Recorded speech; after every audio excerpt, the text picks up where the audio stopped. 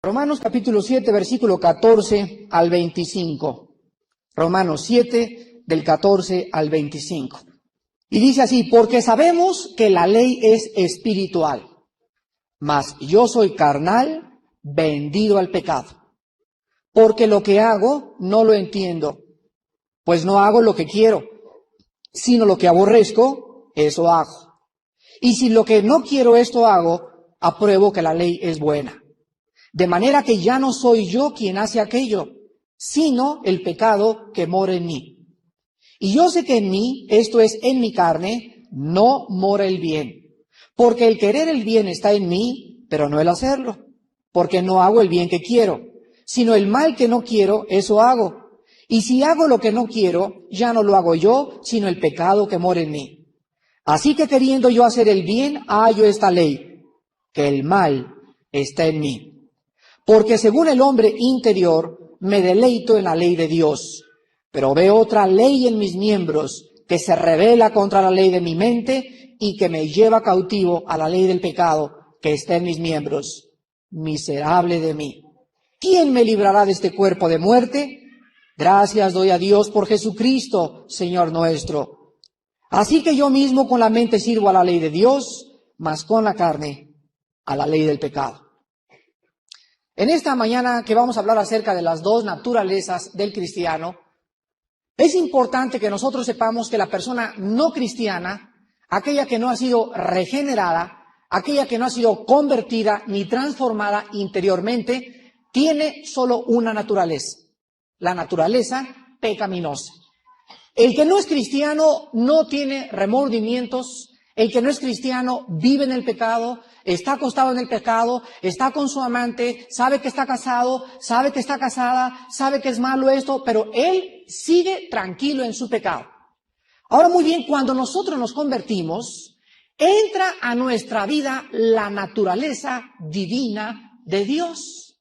Dice en 2 de Pedro que habiendo participado de las promesas de Dios, somos hechos participantes de la naturaleza divina.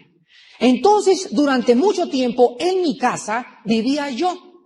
Y tenía un cuadro acá, tenía un sillón acá, tenía esta persiana acá, y todo en mi casa estaba lleno de polvo, abrías el refrigerador y había cochinada, pescado descompuesto, carne descompuesto, y así me gustaba vivir en mi cuchitril. Y en eso llega un nuevo invitado a mi casa, vestido de blanco, y comienza a cambiar el cuadro, comienza a sacar del refrigerador todo, y a mí no me gusta que me cambien mi antigua manera de vivir. Entonces le comienzo a decir: oye, tú, pues, ¿qué te has creído? Pues si tú acabas de llegar. Y aquel dice: bueno, pero es que está mal que tú lo hagas. Bueno, pero es que a mí me gusta. Y nos comenzamos los dos a agarrar de la greña. Y entonces a veces le gano yo y vuelvo a meter al refrigerador todo mi cochinero y vuelvo a poner mi cuadro donde estaba, y a veces me gana él y a veces limpia la casa. Y durante mucho tiempo hay un pleito entre estos dos inquilinos, entre el bueno y entre el mal. Pues esta es la vida del cristiano. Cristo entra a vivir a nuestra vida y comienza a cambiar todo. Y entonces comienza el conflicto. Comienza la guerra entre la antigua naturaleza y entre la nueva naturaleza. Este conflicto, repito, no existe en la que no es cristiano. Vamos a ver nosotros en este pasaje, entonces, al estudiar de qué manera la antigua naturaleza se comporta, que de los versículos del 7 al 13, Pablo habló de su vida antes de su conversión. Esto es bien importante doctrinalmente. Pero de los versículos 14 que acabamos de leer en este momento hasta el versículo 25, no está describiendo la vida de una persona que no es cristiana. ¿A quién está describiendo este pasaje del 14 al 25? Está describiendo la vida cristiana normal. Está describiendo lo que es normal para un cristiano. Y lo voy a demostrar por 3 puntos, por 3 razones. Vean en primer lugar en el versículo 18, que dice Pablo: yo sé que en mí, esto es, en mi carne, no mora el bien.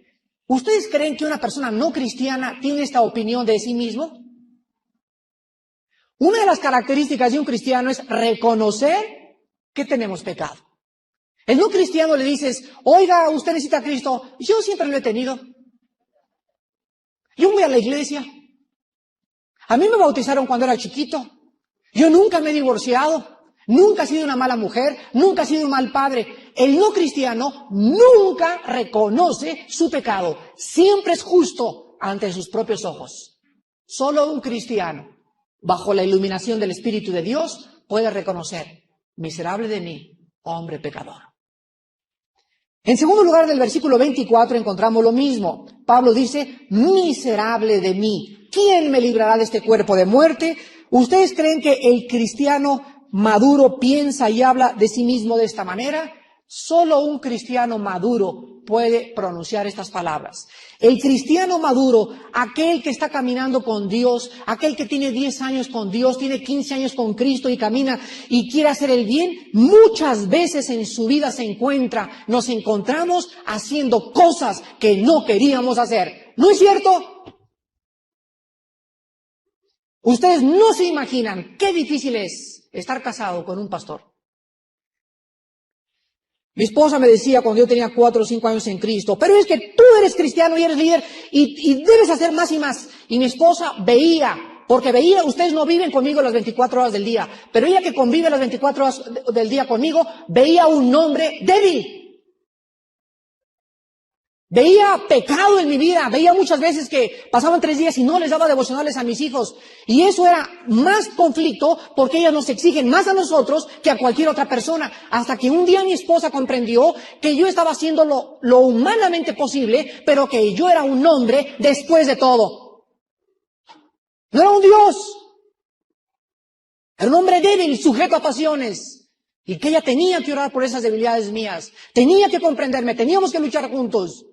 Pero no podía idolatrizarme, ni ponerme en un pedestal, porque solamente Cristo tiene ese pedestal. Entonces el cristiano, por más santo y todo que sea, el cristiano se encontrará haciendo cosas que muchas veces no entendemos lo que hacemos, pero que ahí está la antigua carne, ahí está el pecado. Ya dije una cosa que no quería decir, ya vi algo que no quería ver, pero siempre está presente en nosotros la antigua naturaleza. Y hasta que Él venga, la tendremos tratando de usurpar el antiguo lugar. Entonces, esto nos prueba que solo un cristiano maduro puede verse realmente como un pecador. Vean el Salmo 51 y vamos a ver en este Salmo que David era un hombre conforme al corazón de Dios. Sin embargo, David escribe esto de él mismo, aquel que era conforme al corazón de Dios. Salmo 51. Dice David: ten piedad de mí, oh Dios, conforme a tu misericordia. Conforme a la multitud de tus piedades, borra mis rebeliones. Lávame más y más de mi maldad y límpiame de mi pecado. Porque yo reconozco mis rebeliones y mi pecado está siempre delante de mí. Contra ti solo he pecado. He hecho lo malo delante de tus ojos, para que seas reconocido justo en tu palabra y tenido por puro en tu juicio. He aquí en maldad he sido formado, y en pecado me concibió mi madre. Solo un hombre maduro, solo una mujer madura puede postrarse cada mañana de rodillas y decirle: oh Dios, lávame más y más de mis maldades. Fíjense ustedes que la característica más grande de un hombre de Dios es que mientras más santos seamos, mientras más crezcamos en Cristo, más descubriremos la maldad que hay en nosotros. Mientras más santos seamos, más aborreceremos ese pecado que ahí está presente en nuestras vidas. Vean Isaías capítulo 6 y vemos otro ejemplo en el profeta Isaías. Isaías 6. Isaías, hasta el capítulo 6, no puede penetrar en el mundo de Dios, ni Isaías puede ser útil en el reino de Dios, hasta que Isaías se viera a sí mismo como Dios quiere que nos veamos para poder ser usados por Él. Dice el capítulo 6, en el año que murió el rey Usías, vi yo al Señor sentado sobre un trono alto y sublime, y sus faldas llenaban el templo. Por encima de él había serafines. Cada uno tenía 6 alas, con 2 cubrían sus rostros, con 2 cubrían sus pies, y con 2 volaban. Y el uno al otro daba voces diciendo: Santo, Santo, Santo Jehová de los ejércitos, toda la tierra está llena de su gloria. y los quiciales de las puertas se estremecieron con la voz del que clamaba, y la casa se llenó de humo. Entonces dije: ¡ay de mí, que soy muerto! Porque siendo hombre inmundo de labios y habitando en medio de pueblo que tiene labios inmundos, han visto mis ojos al Rey, Jehová de los ejércitos. Y voló hacia mí uno de los serafines teniendo en su mano un carbón encendido, tomado del altar con unas tenazas, y tocando con él sobre mi boca, dijo: he aquí que esto tocó tus labios, y es quitada tu culpa, y limpio tu pecado. Después oí la voz del Señor que decía: ¿a quién enviaré? ¿Y quién irá por nosotros? Entonces respondí: heme aquí, envíame a mí. Noten en este pasaje que antes de que yo pueda ser usado por Dios, yo tengo que antes ver a Dios como Él es y verme a mí como yo soy. Él es un Dios santo, yo soy un pecador.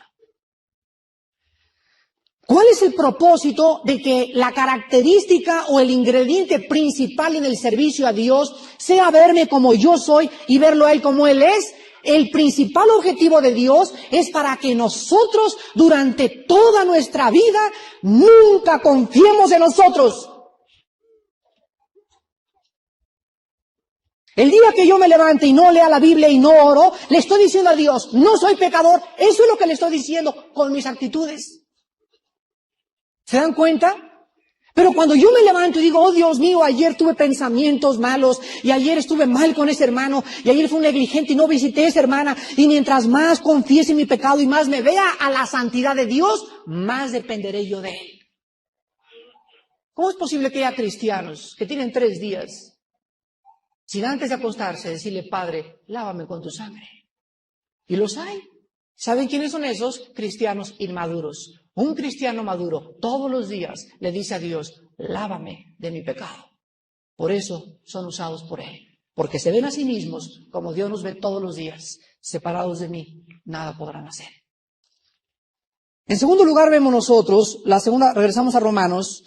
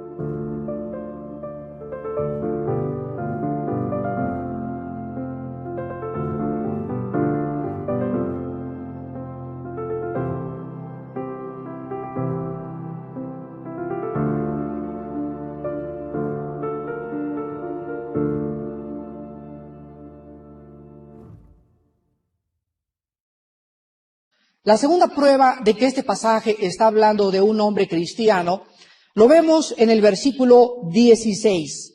Vean ustedes la opinión que Pablo tenía de la ley de Dios. Esta opinión no la tiene uno no cristiano. El versículo 16 dice, y si lo que no quiero esto hago, apruebo que la ley es buena. Pablo reconoce, el hombre que está escribiendo esto, que la ley de Dios es buena. No juzga la ley, ni dice, tú tienes la culpa, Dios, por hacerme así. Él sabe que él es el problema. La ley de Dios solamente expresa la maldad de su corazón. En el versículo 19 se repite lo mismo. Porque no hago el bien que quiero, sino el mal que no quiero, eso hago. El no cristiano nunca reconocerá que está haciendo mal. Siempre, repito, se justificará a sí mismo. Y en el versículo 22 encontramos también lo mismo. Porque según el hombre interior, me deleito en la ley de Dios. El cristiano maduro ama los pensamientos de Dios, como decía David. Oh Dios, cuán grandes, gratos han sido tus leyes ante mi corazón. Las amo más y más, y tu ley es santa y espiritual delante de mí. El hombre de Dios se regocija en la Biblia. El hombre de Dios ama lo que Dios le manda, pero el hombre de Dios se aborrece a sí mismo en su pecado. Y en tercer lugar encontramos nosotros en el versículo 17, la tercera prueba, las palabras de un hombre regenerado. Dice el versículo 17, de manera que ya no soy yo. ¿Se dieron cuenta? Ya no soy yo, sino aquello que mora en mí. Ya no soy yo el que hace aquello, sino el pecado que mora en mí. Aquí vemos dos personalidades, ¿no es verdad? ¿Cómo que ya no eres tú? Pues entonces, ¿quién, Pablo? ¿Le estás echando la culpa a tu vecina? Nosotros sabemos a qué se refería Pablo. Ya no soy yo, ese yo es el hombre interior, es la nueva criatura. La nueva criatura es santa delante de Dios. Dios, dice la Biblia, nos ve como si fuéramos perfectos. Dice en Efesios, nos escogió para que fuésemos santos y sin mancha. Pero ¿cómo santos y sin mancha si estamos pecando? Espiritualmente Dios nos ve perfectos. En la experiencia y en la santificación nos ve manchados. ¿Ven? Pero el nuevo Armando es justo, perfecto y santo delante de Dios. El nuevo Armando que está influyendo al antiguo Armando es sucio, degenerado y hasta que él venga nunca cambiará. Estas palabras nos muestran entonces de que había dos yo en Pablo. Lo encontramos también en el versículo 20. Y si hago lo que no quiero, ya no lo hago yo. ¿Cómo que no yo? Pues ¿cuál yo se refiere? Al hombre interior. Ya no es el nuevo Pablo, dice Pablo, el que está pecando, sino el pecado que mora en mí. Muy bien, estas pruebas tienen una sola objeción. ¿Por qué Pablo describe su experiencia en términos no solo de conflicto, sino de derrota muchas veces? ¿No es verdad? Ajá, pues el cristiano justo, no, yo nunca peco. Yo soy totalmente un ángel del cielo. Gabriel se queda chiquito junto a mí. Realmente me deberían de llamar a mí el serafín. Quiero que ustedes entiendan, esto nos lo va a explicar Gálatas capítulo 5, que Pablo es un hombre humilde, sumamente humilde, y a él no le da vergüenza, como tampoco a ningún hombre de Dios, reconocer que somos hombres y no dioses. Y Pablo, honestamente, en el capítulo 7 de Romanos, reconoce que muchas veces en su vida él caía. Y lo explica en Gálatas 5 del 16 al 17. Dice Pablo, digo pues, andad en el Espíritu y no satisfagáis los deseos de la carne. Porque el deseo de la carne, o sea, el deseo de nuestro antiguo yo, el deseo de mi antiguo Armando es contra el Espíritu y el del Espíritu es contra la carne. Y estos, o sea, entre la carne y el Espíritu, hay un choque, hay un conflicto, entre los dos hay guerra, se oponen el uno contra otro. ¿Por qué se oponen? Para que no hagáis lo que quisiéramos. Antes de ser cristianos, hacía una cosa y me levantaba y como si nada, ¿no? Los muchachos embarazan a las muchachas y llega la noticia, fíjate Pepito que estoy embarazada. El colmo está cuando llegan con el papá, fíjese señor que su hijo, mijito mira vámonos a Pachuca y ya le dijiste que aborta a tu exnovia. ¿O no le has dado algún consejo así? Y, señores, usted tiene la culpa, ¿para qué dejan salir a su hija conmigo? Se dan cuenta, la conciencia está cauterizada de esas personas. No tienen conciencia de pecado. Pero cuando nosotros somos cristianos y hacemos algo malo, se levanta entre nosotros el nuevo yo y comienza una guerra y no te deja dormir. Te quita el sueño y te lleva a confesar de rodillas tu pecado delante de Dios. Entonces hay un conflicto en el cristiano y si ese conflicto no existe en tu vida es porque tú no has nacido de nuevo. Regresamos a Romanos y encontramos nosotros entonces que solo un reconocimiento sincero y humilde del irremediable mal en nuestra carne es el primer paso a la santidad. Cuando tú te levantes en la mañana y sepas de lo que eres capaz, cuando tú sepas que cuando vas con tu novia no te imaginas de lo que eres capaz, cuando tú salgas con tu novio y descubras de lo que puedes llegar a ser, entonces tendrás miedo de tu carne.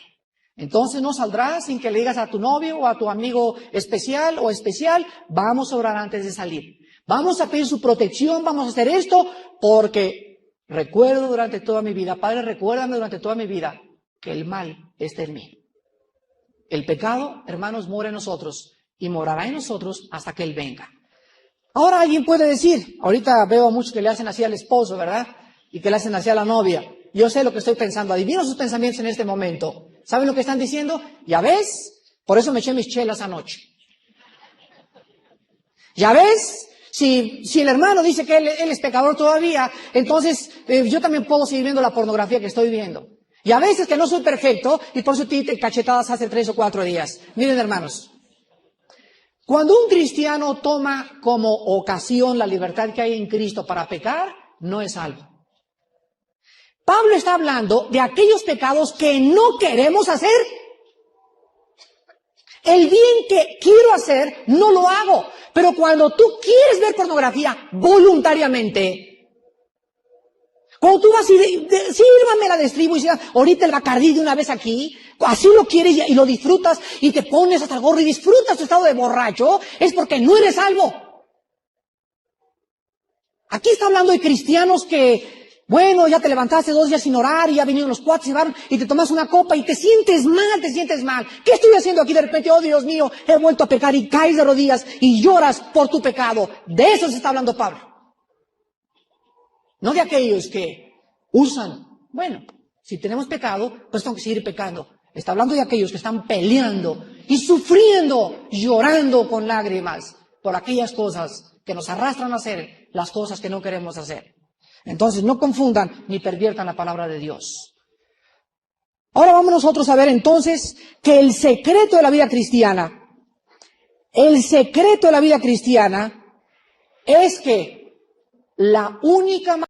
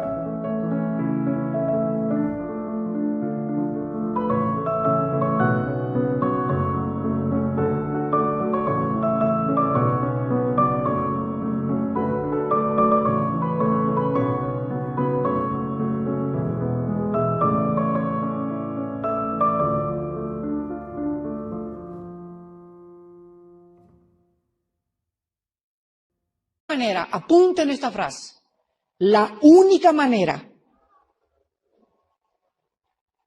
de llegar a la santidad es por el camino de la desilusión de uno mismo.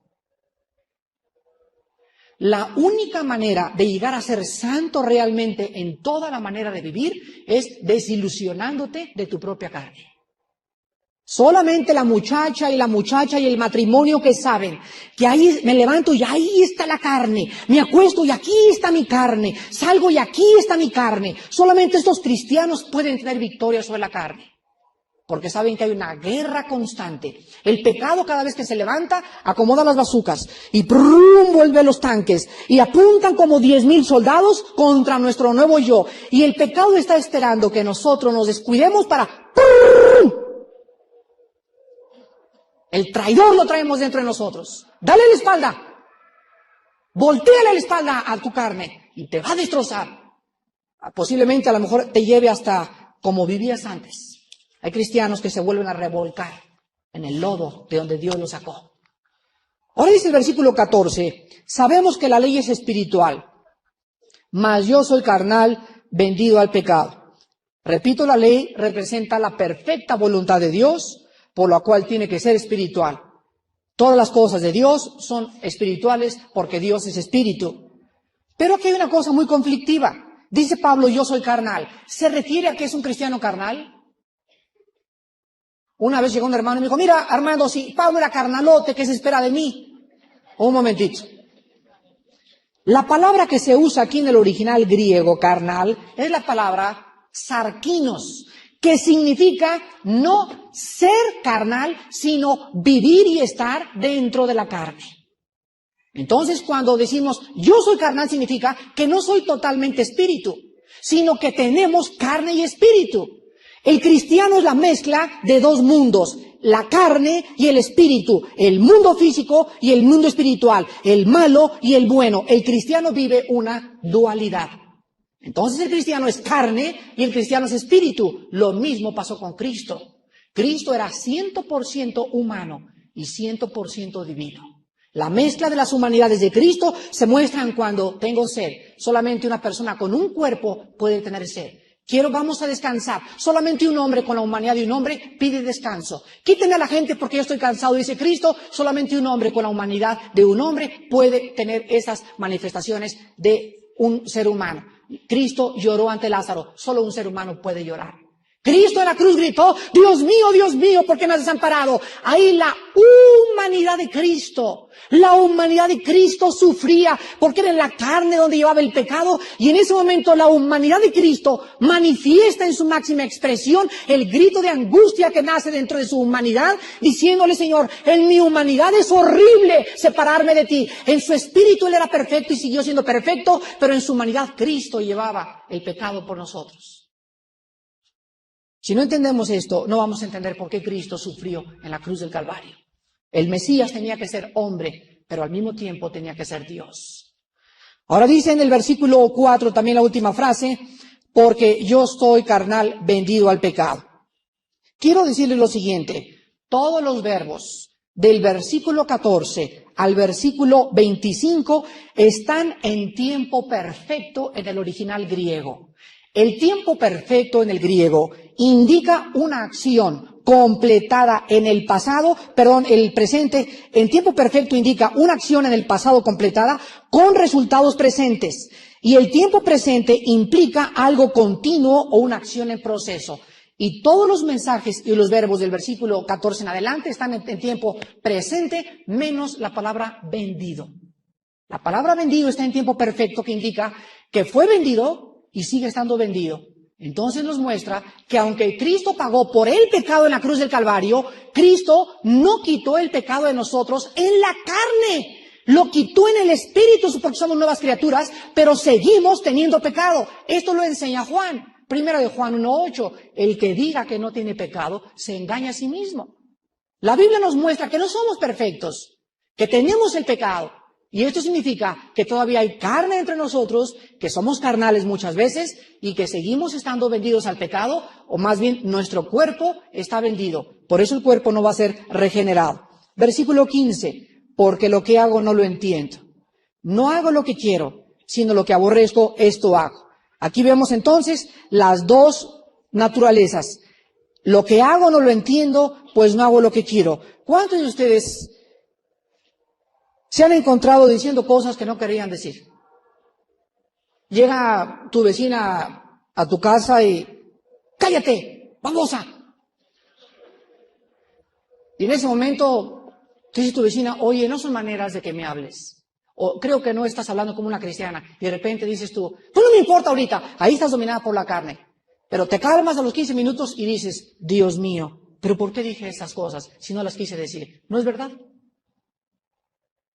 ¿Cuántas veces en la iglesia tienes una actitud de, alguien te empuja y, mira, ¿dónde estás, ¿Y por qué me pones el pie? Y de repente te acuerdas, ¿por qué reaccioné así si soy cristiano? ¿No es verdad? ¿Cuántas cosas hacemos que no entendemos, hermanos? ¿No es verdad?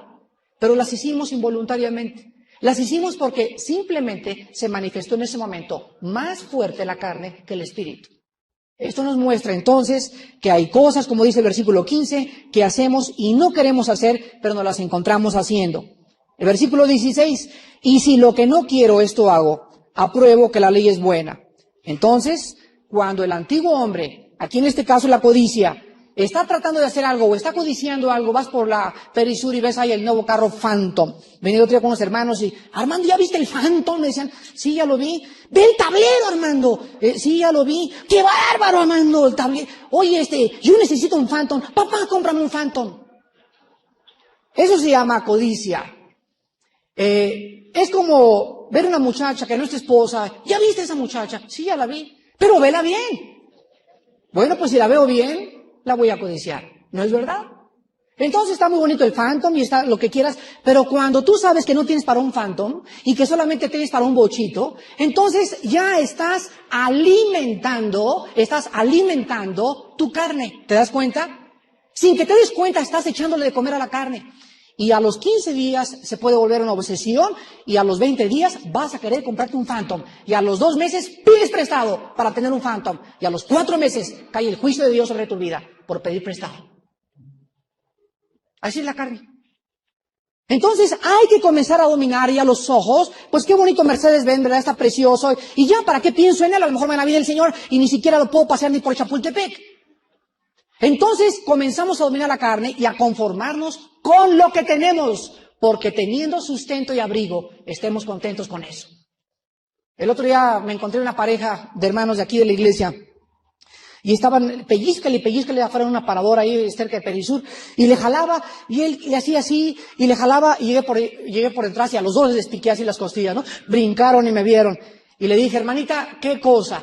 Y me decía, mira qué bueno que llegó el hermano Armando, le dice él a ella. Mi hermano tiene 15 minutos.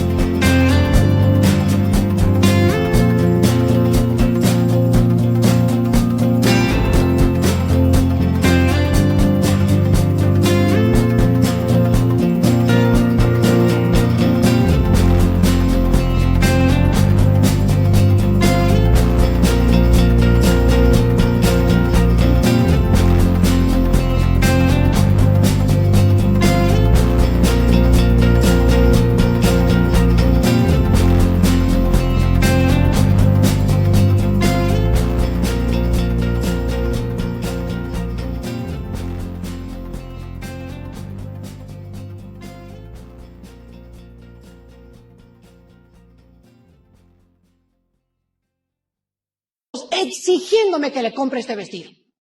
Y estaba la hermana, mira nomás, y qué corpiño, y qué mangas, y qué encajes, ahora para la boda del miércoles, etcétera, etcétera. Y me decía, Armando, ¿cómo le...? Ella sabe que no tengo dinero. Y me dijo, pues pide prestado, chiquito, usa tu tarjeta de crédito. Entonces agarré a la hermana, mi esposa lo oyó y se la llevó aparte, y le dije a mi esposa, dale una como nunca se la han dado a esta hermana. Cueréatela bien cuereada. Y háblale de la codicia y muestra el versículo de 1 Timoteo 6, donde dice, están teniendo sustento y abrigo, estemos contentos. Pues ya hasta las hermanas de lejos vi que se le salían las lágrimas, y a mi esposa le dijo, hermana, no presiona a su esposo, ni le haga, ni le muestre que usted decía cosas, porque su esposo va a tener que pedir prestado, o lo va a meter en drogas, o va a robar para darle gusto. Era una mujer codiciosa. Le dijo, mi esposa, bueno, mi hermana también, ¿verdad?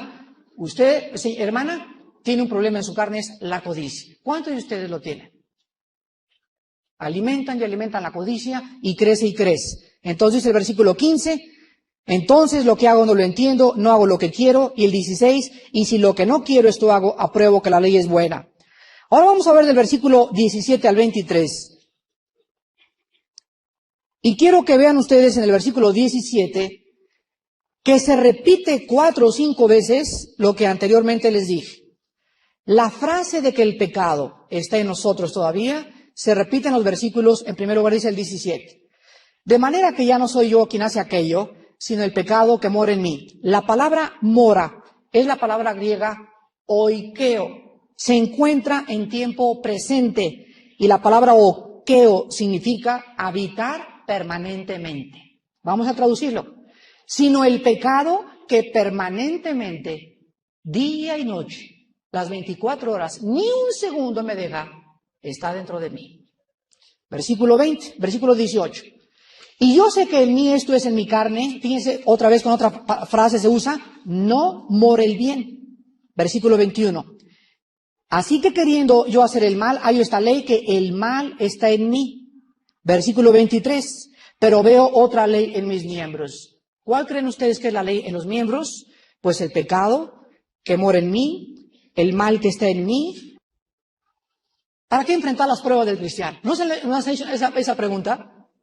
Ay, ¿por qué no soy como ladrón junto a la cruz, mi Armando? El ladrón junto a la cruz se murió y codicioso, ladrón, sinvergüenza, parrandero, borracho, jugador, todo peor que el Flanagan, se fue inmediatamente al cielo. ¿Por qué Dios no hace eso con todos los cristianos? Es el único caso en toda la Biblia. Es el único caso y nos demuestra que la mayor parte de la experiencia de los cristianos no es igual a la del ladrón junto a la cruz. El cristiano normal se tiene que quedar a vivir y a experimentar la santificación, a enfrentar la lucha entre el bien y entre el mal y a ejercer la misma voluntad que tuvo hace miles de años nuestros padres en el huerto del Edén. Entonces, después de esta lucha, después de este conflicto, tú gritas en el versículo 24 como gritó Pablo. Miserable hombre de mí. La palabra miserable es la palabra griega talaiporos, con T de tato. Talaiporos. Y fíjense lo que significa en el griego. Esta palabra miserable significa el que está exhausto o sumamente cansado por un trabajo excesivo. ¿Cuántos de nosotros ya hemos llegado a este grado de qué cristiano, ni qué Biblia, ni qué hermanitos, ni qué Biblia para mujeres, ni qué nada? Ya no quiero nada, ya, por favor, ya, déjame en paz, no me visiten, no quiero saber nada. ¿No es cierto? No te asustes, eres un ser humano. No le digan carnalota. Está poseída la hermana, nos gritó anoche. Esa hermana, simple y sencillamente, está atravesando un exceso de trabajo físico, mental y espiritual en su alma y en su cuerpo que le está llevando a exclamar lo mismo que exclamó Pablo.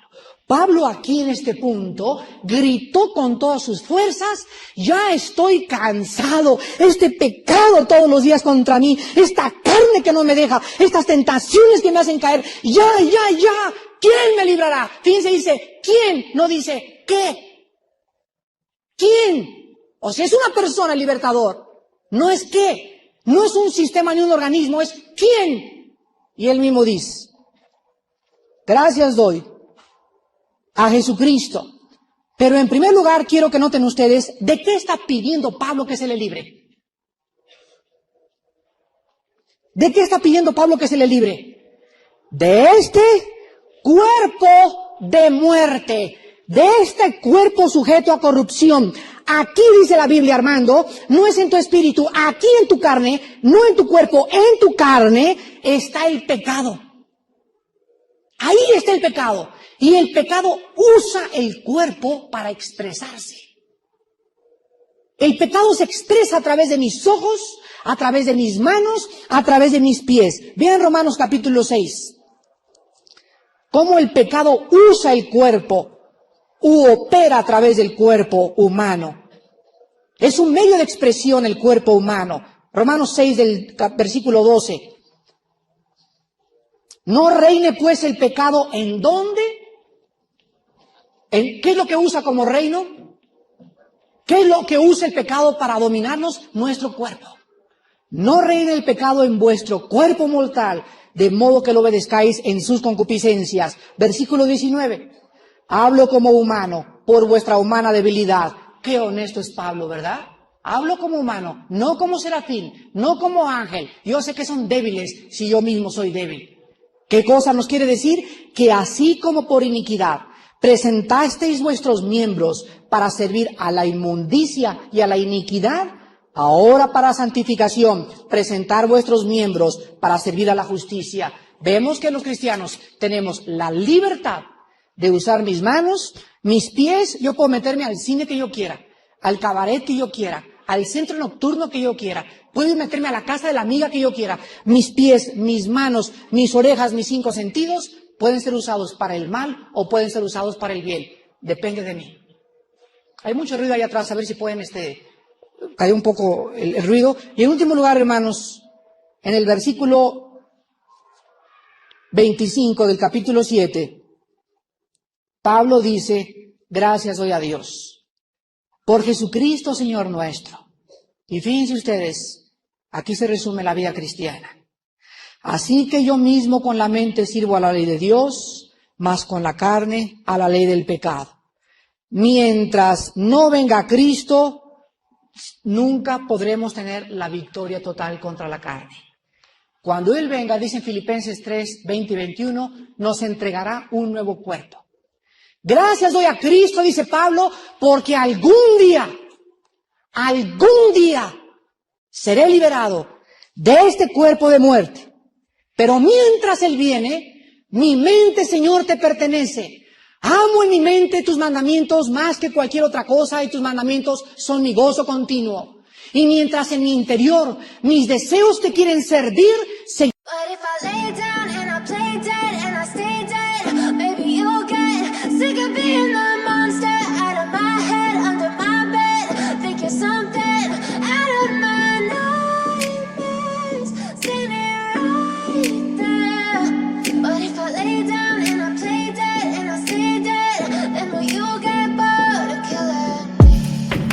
Silhouettes of you are like a taunt. Never really know just what you want. With you I don't ever feel calm. I can feel the sweat inside my palms. Play with me like cats and a string. You don't understand the pain it brings. You don't ever wanna give me wings. You don't ever wanna set me free. You know I'm addicted to you, and it's twisted, you've been gifted with the evil voodoo. Got me coming back for more, even when I've been screwed. Dolls full of pins, pierce my heart straight through. I got issues in my head, I like you in my bed, but you keep me on red. Oh, everything is like a test, I better not text or I'll come off desperate. But if I lay down and I play dead and I stay dead, baby you'll get sick of being the monster out of my head, under my bed, thinking something out of my nightmares, standing right there. But if I lay down and I play dead and I stay dead, then will you get bored of killing? So if I play dead, will you regret everything that you did, that you said? I don't think you understand what you're doing, and my heart's black and blue from the bruising. I feel like when I'm with you I'm losing. I feel like you think that this amusing. Sitting there gaslighting and confusing. Was it me? Is it me? Am I deluded? I'm the one who's always sorry, the conclusion. Even though I offer all of the solutions, I wish you loved me like I love you, it's stupid. When I'm alone with you, I never feel lucid. I wish I wasn't struck by Cupid. I wish when I first saw you, I knew this.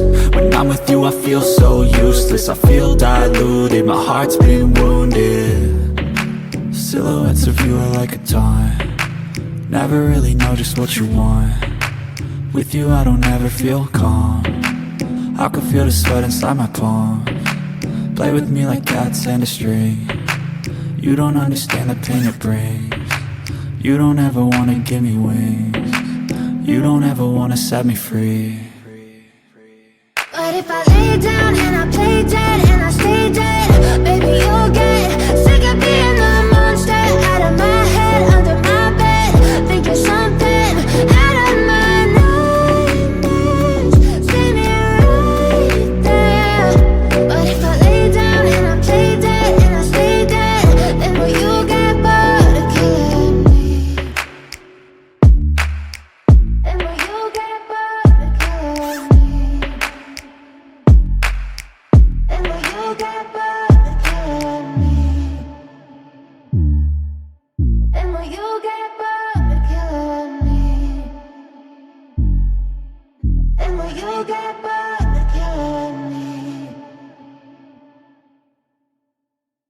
Iré viviendo en un cuerpo que seguirá atrayéndome hacia el mal, y hasta que tú vengas, la guerra no acabará.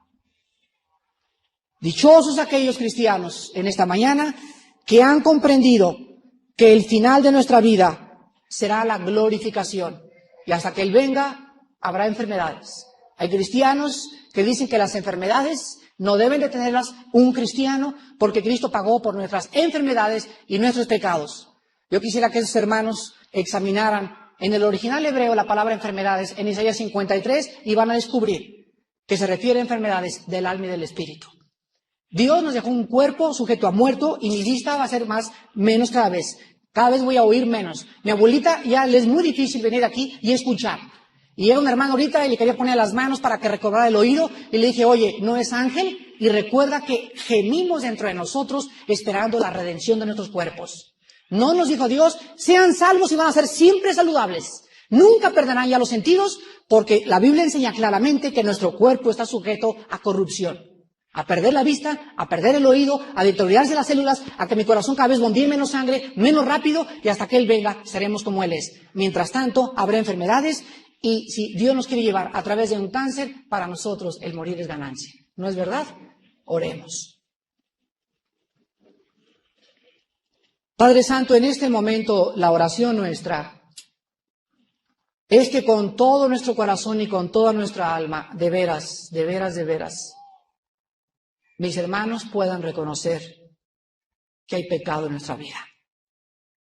Aun cuando la paga del pecado es la muerte y tú ya pagaste por la culpa del pecado, el pecado sigue tratando de volver a dominarnos. Sabemos que este pecado ya no hay juicio ni condenación para nosotros, pero mientras tú vienes, será nuestro siempre traidor. Si mis hermanos en esta iglesia, Padre, han comprendido claramente que no hay nada bueno dentro de nosotros, que es mentira que hay algo de bondad en nuestro corazón, que es mentira que somos buenos en el fondo, no es cierto. La Biblia dice perverso y engañoso es nuestro corazón más que todas las cosas. ¿Quién lo conocerá? Ni el psiquiatra, ni el psicólogo, ni la doctora corazón. Solo tú, Jehová Dios del cielo. Eres tú el único que sabe nuestros motivos para servirte. Y en nuestra vida hay maldad continua. Padre, cuando nosotros descubrimos eso, ya no somos los que tenemos confianza en la carne. Ya nos levantamos y, oh Dios, lávame, perdóname, fortaléceme, ayúdame, medito en tu palabra, voy a estudios bíblicos porque estoy peleando en guerra continua contra mi antigua naturaleza. Hermanos en Cristo, no bajen la guardia. No bajen la guardia. Sobre todas las cosas, levanten el escudo de la fe, con el cual puedan apagar los dardos de fuego del maligno. Vístanse con los calzados de los pies, que es el Evangelio. No dejen de testificar. El testificar te fortalece. El hablar de Cristo te da gracia delante de Dios. También usen el yelmo de la salvación. Asegúrate que eres cristiano y tenga la coraza de verdad como escudo. La verdad delante de nosotros. No digas mentiras por teléfono. No digas mentiras para pagar impuestos, porque te baja la guardia, te baja el ataque y el diablo te va a destruir. Señora, ayúdanos y enséñanos las estrategias de la pelea cristiana para tener victoria y que tu nombre sea glorificado. En el nombre de Jesús.